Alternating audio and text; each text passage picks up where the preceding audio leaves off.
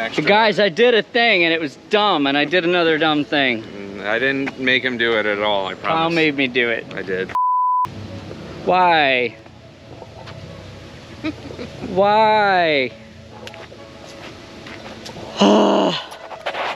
Okay. Shout out to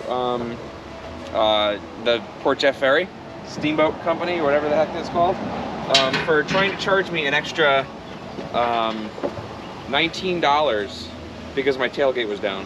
So they were like, if you can get your tailgate up, we're gonna charge you $69 instead of 80 something. They charged me an extra 15 when I had the trailer. Yeah. Like, but the tailgate, that's kind of dumb. Like, they were like, oh, it puts you in the 20 to 23 foot range. And I'm like, okay.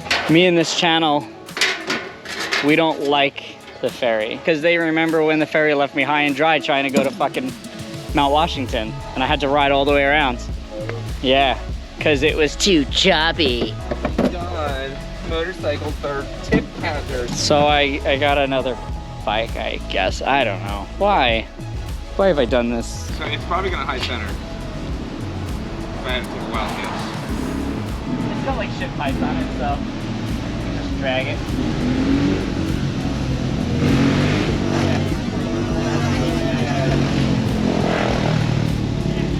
I'm gonna put the kickstand up and just fucking keep it from like, Alright, taking off. doing it like that, you're gonna fucking...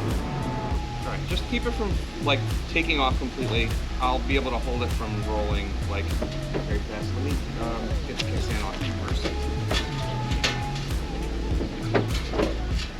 I should get on the other side so I can kick the kickstand and it gets down here, right? Oh, I'm gonna get on the other side. I'd say get right behind it. So let's straddle it.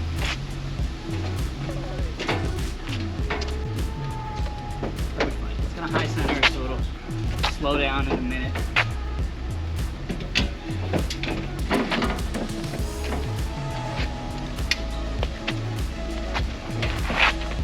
Alright, can you stop it from rolling right now? Maybe. I hope so. It's heavy.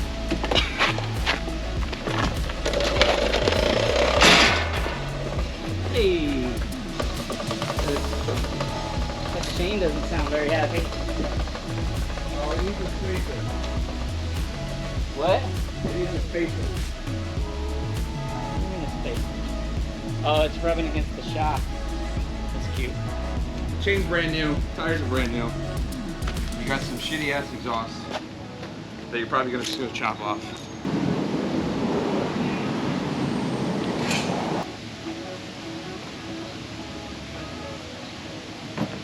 Thank you very much. Have a great day. Before you change your mind, I'm leaving.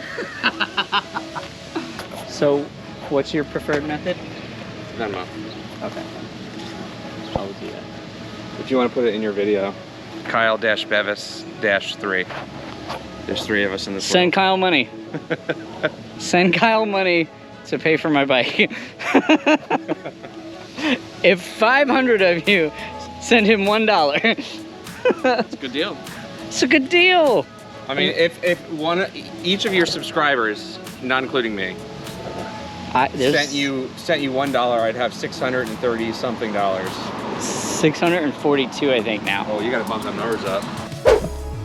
So let's get a little bit of a closer look at this disaster. So this is a 79, 80, 81, not really sure. The square valve covers tell me that it's later, a 79, 80, 81, something like that. Don't really know. I think it's a 750. It should have a stamp on it somewhere. I don't remember where the stamping was, but there should be a stamp on the case somewhere that tells us what the displacement is. What is this? So yeah, it's rough shape, but this is the inspiration for the future builds. You know, what's one more project, right? I don't have enough going on here. All right, so some cool things is that it's got brand new tires. Still has the fuzz on them. They're white walls. I think I want to go for like a grungy sort of style with this, so I want to leave the sidewalls disgusting like that. I think that might be kind of cool. There's a lot of weird stuff going on, like the shocks hit the chain. The carbs, I think, were taken apart and rebuilt, but not properly because they're not in sync, I think. But I have a rack of carbs from my old bike. Could definitely use some steel braided lines here. Gonna relocate the batteries. One of the key parts of a cafe racer is this triangle. This should be clear of any obstructions or junk. So that means getting rid of a lot of this stuff. A couple of tabs need to come off. It did come with this nice cafe seat, which is cool. It looks somewhat comfortable. It's gonna bolt down in a few spots. I don't know who put these plates in there, but they're not even in the right place. That's cool. It has a hoop that comes around the back. Got a whole box of goodies in there. These drag bars are gonna come off. We're gonna do clip-ons so that I could lower the forks. Another thing about cafe racers is their stance. Now, if you look, this has like a traditional stance. Now that line below the tank and the seat, that should be a straight line and it should be flat to the ground.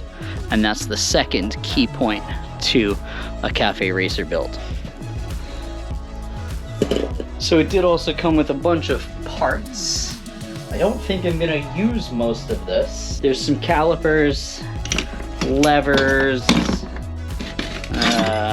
some type of fork things, probably headlight mount, airbox, and gauge cluster. This is the hoop for the back of the seat. It's got an LED light on there, which is cool. Maybe we can repurpose that and make it work. But yeah, this is the